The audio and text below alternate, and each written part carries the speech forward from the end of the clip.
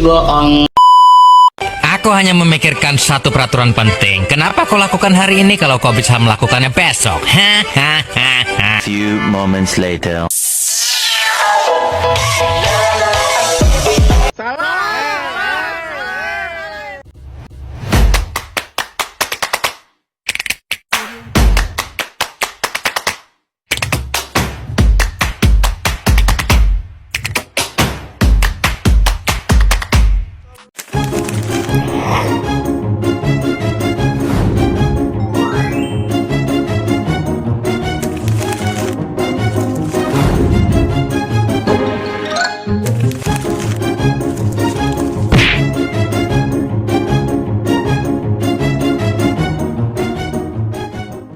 Apa itu pencemaran dan kerusakan lingkungan hidup? Pencemaran lingkungan hidup itu adalah masuknya atau dimasukkannya makhluk hidup, zat, energi, atau komponen lain ke dalam lingkungan hidup oleh aktivitas manusia sehingga melampaui baku mutu yang telah ditetapkan. Sedangkan kerusakan lingkungan hidup adalah perubahan langsung maupun tidak langsung terhadap sifat fisik, kimia, atau hayati lingkungan yang menyebabkan fungsi lingkungan terganggu. Contohnya itu pencemaran udara. Pencemaran udara terhadap karena asap limbah itu bisa menyebabkan kerusakannya lingkungan hidup. Ada juga pencemaran air karena limbah. Pencemaran air karena limbah juga bisa merusakkan pencemaran lingkungan atau kerusakan lingkungan. Yang ketiga itu penebangan hutan secara liar yang menyebabkan erosi dan tanah longsor.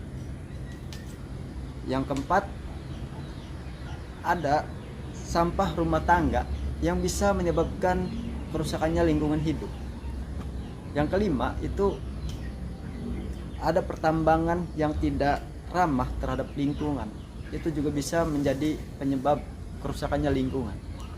Penyebab utama pencemaran dan kerusakan lingkungan yang itu ada 10. Yang pertama itu ada limbah industri. Limbah industri adalah sisa dari proses produksi di sektor industri yang tidak memiliki nilai ekonomi bagi perusahaan dan seringkali berdampak negatif terhadap lingkungan jika tidak dikelola dengan baik. Dan yang kedua itu ada sampah rumah tangga. Sampah rumah tangga adalah limbah atau sisa yang dihasilkan dari aktivitas sehari-hari di rumah tangga seperti memasak, membersihkan, dan kegiatan lainnya. Jenis sampah ini merupakan salah satu penyumbang terbesar pencemaran lingkungan jika tidak dikelola dengan benar. Dan yang ketiga itu ada emisi kendaraan dan pabrik. Merupakan dua sumber utama polusi udara yang berdampak besar terhadap kesehatan manusia dan lingkungan. Dan yang keempat itu ada penebangan liar dan ahli fungsi lahan. Penebangan liar dan ahli fungsi lahan adalah dua kegiatan yang berdampak besar terhadap lingkungan, keanekaragaman hayati, dan perubahan iklim. Dan yang kelima, pertambangan tidak ramah lingkungan. Pertambangan tidak ramah lingkungan adalah aktivitas penambangan yang dilakukan tanpa memperhatikan kelestarian alam, kesehatan manusia, dan berkelanjutan ekosistem. Dan yang keenam, perubahan iklim global. Perubahan iklim global adalah perubahan jangka panjang pada suhu, pola cuaca, dan kondisi atmosfer bumi yang disebabkan terutama oleh aktivitas manusia, terutama sejak revolusi industri. Dan yang ketujuh, pengelolaan limbah yang buruk. Pengelolaan limbah yang buruk adalah praktik pengelolaan sampah atau limbah yang tidak memenuhi standar kesehatan, keselamatan, dan lingkungan. Dan yang kedelapan itu ada penggunaan pestisida dan pupuk kimia secara berlebihan. Penggunaan pestisida dan pupuk kimia secara berlebihan adalah praktik pertanian yang sering dilakukan untuk meningkatkan hasil panen, tetapi jika tidak dikontrol dapat menimbulkan dampak negatif bagi lingkungan, kesehatan manusia, dan kesuburan tanah. Dan yang kesembilan itu ada kegiatan pelayaran dan pembuangan limbah ke laut. Adalah merupakan salah satu sumber pencemaran laut yang sering diabaikan, namun dampaknya sangat merusak ekosistem laut dan kehidupan manusia yang bergantung pada laut. Dan yang terakhir itu ada pembuangan limbah bahan berbahaya dan beracun. Pembuangan limbah bahan berbahaya dan beracun adalah secara sembarangan adalah salah satu bentuk pencemaran lingkungan yang paling berbahaya. B3 berasal dari sebagai sektor seperti industri, rumah sakit, laboratorium pertambangan, dan pertanian. Prinsip-prinsip pencegahan. Yang pertama, prinsip kehati-hatian. Prinsip kehati-hatian adalah prinsip dalam pengelolaan lingkungan hidup yang menyatakan bahwa jika suatu tindakan atau kebijakan beresiko menyebabkan kerusakan serius atau tidak dapat diperbaiki pada lingkungan, maka ketidaktahuan ilmiah bukan alasan untuk menunda tindakan pencegahan. Dan yang kedua, prinsip berkelanjutan. Prinsip berkelanjutan atau prinsip pembangunan berkelanjutan merupakan landasan hukum yang sangat penting. Prinsip ini mengatur agar seluruh kegiatan pembangunan dan pemanfaatan sumber daya alam dilakukan dengan mempertimbangkan kelestarian lingkungan untuk generasi sekarang dan akan datang. Dan yang ketiga, prinsip tanggung jawab. Prinsip tanggung jawab adalah merupakan salah satu prinsip dasar yang mengatur bahwa setiap orang atau pihak yang melakukan pencemaran dan atau kerusakan lingkungan wajib bertanggung jawab atas akibat yang ditimbulkan, termasuk pemulihan. Dan yang keenam, prinsip partisipatif. Prinsip partisipatif adalah prinsip yang menyatakan bahwa masyarakat memiliki hak dan tanggung jawab untuk berperan serta dalam perlindungan dan pengelolaan lingkungan hidup. Prinsip ini menempatkan masyarakat sebagai aktor penting, bukan sekedar objek dalam upaya menjaga kelestarian lingkungan. 5. Prinsip pencegahan diri adalah upaya yang dilakukan untuk mencegah bahaya atau risiko yang dapat menimpa diri sendiri. 6. Prinsip keadilan lingkungan menegakkan bahwa setiap orang tanpa memandang ras, etnis, status sosial, atau pendapatan memiliki hak yang sama untuk mendapatkan perlindungan dari bahaya lingkungan dan kesehatan. 7. Prinsip transparansi dan akuntabilitas adalah dua elemen penting dalam tata kelola. Cara pencegahan, pencemaran, dan kerusakan lingkungan. 1. Pengolahan limbah adalah serangkaian kegiatan yang dilakukan untuk menangani limbah dari awal pembentukan hingga pembuangan akhir, dengan tujuan meminimalkan dampak negatif terhadap lingkungan, kesehatan manusia, dan makhluk hidup lainnya. 2. Pelestarian hutan ekosistem alami. Upaya penting untuk menjaga keberlanjutan lingkungan dan keseimbangan ekosistem. 3. Pertanian dan perkebunan ramah lingkungan. Pendekatan pertanian yang bertujuan untuk meningkatkan produktivitas sambil menjaga keberlanjutan lingkungan. 4. Pengendalian emisi dan populasi udara adalah upaya untuk mengurangi dan mencegah pencemaran udara yang disebabkan oleh berbagai sumber seperti emisi kendaraan bermotor, industri, dan kegiatan lainnya. 5. Tata ruang berkelanjutan adalah pendekatan perencanaan dan pengelolaan ruang mempertimbangkan keseimbangan antar kebutuhan lingkungan, ekonomi, dan sosial, serta menjamin keberlanjutan untuk generasi mendatang. 6. Pengelolaan sumber data air adalah upaya menyeluruh untuk merencanakan, melaksanakan, memantau, dan mengevaluasi kegiatan konservasi pendaya gunaan serta pengendalian daya rusak air. 7. Edukasi dan kampanye kesadaran lingkungan. Upaya penting untuk meningkatkan pemahaman dan tindakan masyarakat dalam menjaga lingkungan. 8. Penerapan teknologi ramah lingkungan melibatkan penggunaan teknologi yang mengurangi dampak negatif terhadap lingkungan dan mendorong keberlanjutan. 9. Penegakan hukum dan pengawasan lingkungan merupakan dua aspek penting dalam upaya perlindungan dan pengelolaan lingkungan hidup. 10. Pemberdayaan komunitas lokal adalah proses meningkatkan kapasitas, kemampuan, dan keterampilan masyarakat di suatu wilayah agar mampu mengelola dan memanfaatkan sumber daya yang ada secara optimal.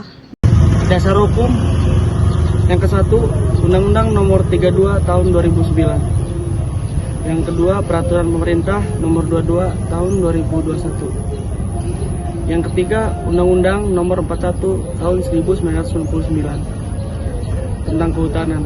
Yang keempat, Undang-Undang Nomor 32 Tahun 2014 tentang Kelautan. Yang kelima, Undang-Undang Nomor 17 Tahun 2019 tentang Sumber Daya Air. Yang keenam, Undang-Undang Nomor 11 Tahun 2020 tentang Cipta Kerja. Yang ketujuh, Undang-Undang Nomor 5 Tahun 1990 tentang konservasi sumber daya alam hayati dan ekosistem.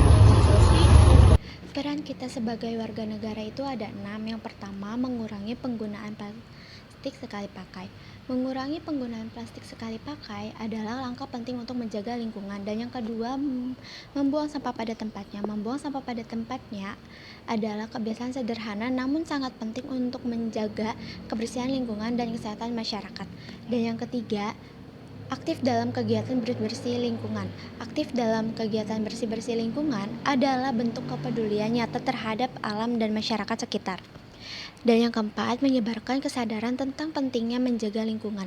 Menyebarkan kesadaran tentang pentingnya menjaga lingkungan adalah langkah kunci dalam menciptakan perubahan yang berkelanjutan. Ini bukan hanya tentang melakukan aksi sendiri, tapi juga menginspirasi orang lain untuk ikut peduli. Dan yang kelima itu ada mengawasi dan melaporkan pelanggaran lingkungan. Mengawasi dan melaporkan pelanggaran lingkungan adalah salah satu bentuk keberanian dan kepedulian terhadap kelestarian bumi. Dan yang terakhir, menghemat sumber daya alam. Menghemat sumber daya alam adalah tanggung jawab bersama untuk menjaga bumi tetap lestari bagi generasi sekarang dan masa depan. Sumber daya seperti air, energi, tanah, dan bahan tambang tidak akan selalu tersedia jika digunakan secara berlebihan dan tidak bijak. Oke Mas, semoga Mama mengganggu waktunya. Ya, Nama siapa? nama saya Agung. Bapak sebagai apa nih? Saya sebagai anak lingkungan sini ya. Ini saya mau menanyakan terkait pencemaran lingkungan limbah pabrik, Pak. Menurut Bapak, definisi pencemaran lingkungan itu seperti apa? Pencemaran lingkungan itu tercemarnya atau terkontaminasinya lingkungan fisik dengan biologis sehingga mendapat menghambat ekosistem lingkungan. Itu tercemar ya Pak ya? Oh, Kenapa sih pencemaran lingkungan itu berdampak tidak baik bagi lingkungan dan sekitar? karena itu dapat merusak ekosistem lingkungan yang tadinya lingkungan ini bersih, baik, bagus, jadi tercemar sehingga menjadi tidak baik. Bagaimana suatu keadaan dikatakan mengalami pencemaran lingkungan? Adakah Bisa dicontohkan seperti ini ya, sebelum adanya atau sebelum tercemarnya lingkungan ini, tadinya lingkungan ini bagus, subur dan asri. Jadilah pencemaran lingkungan, jadi lingkungan ini kurang baik dan kurang subur. yang keempat, Bapak tahu nggak zat yang menyebabkan pencemaran lingkungan itu bisa disebut apa? Zat yang mencemarkan lingkungan yang saya tahu itu polutan. Oke Pak, pertanyaan terakhir dari saya. Biasanya dari mana saja sumber pencemaran lingkungan itu terjadi, Pak? Sumber pencemaran lingkungan itu dari zat kimia, zat polusi udara, terus juga bisa seperti plastik-plastik yang lama terurai, karena bisa dapat merusak lingkungan, ekosistem di sini. Seperti plastik botol gitu. Iya Pak. Oke Pak, baik. Terima kasih jawabannya. Halo teman-teman, sebelum ditutup videonya jajan dulu gak sih? Gak jajan gak sih? Sekian presentasi dari kelompok kami. Jika ada kesalahan mohon dibicarakan baik-baik, bukan malah pergi mencari yang lebih baik.